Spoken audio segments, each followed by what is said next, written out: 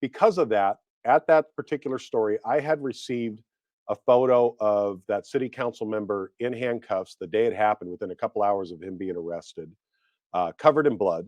And I was getting it from a lot of girls she worked around saying, "Hey, this guy just killed one of our girls out here."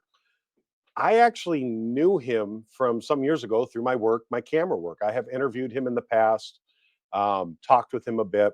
And I look at the picture. I haven't seen him in a couple of years. And I was like, "Oh, I think I know who this is," instantly. And so I messaged back. I was like, "Who do you think this guy is?" They go, "Well, we don't know. We're hearing he might be a politician. They've been dating." And they kind of give me this whole backstory on how they knew each other.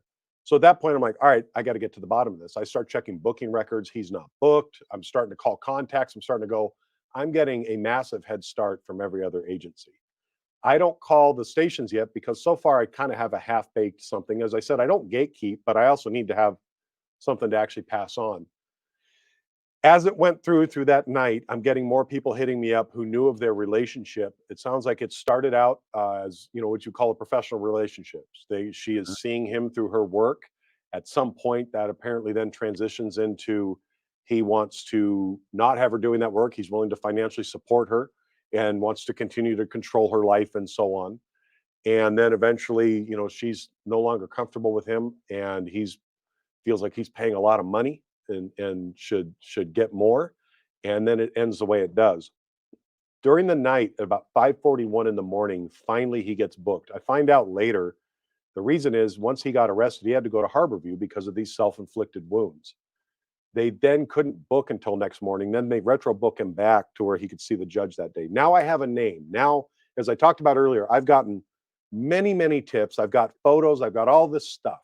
Now I've got a name on a government document that says this guy, this age, this birth date is in for this. I got it now. So I decide I'm going to release something right now. And so in my driveway, shoot a quick video as I'm going to head that way and start putting together the rest of the story. And said, I'm the only one talking about this, which is reality. This thing happened now at that point, 18 hours previous. Nobody's on it.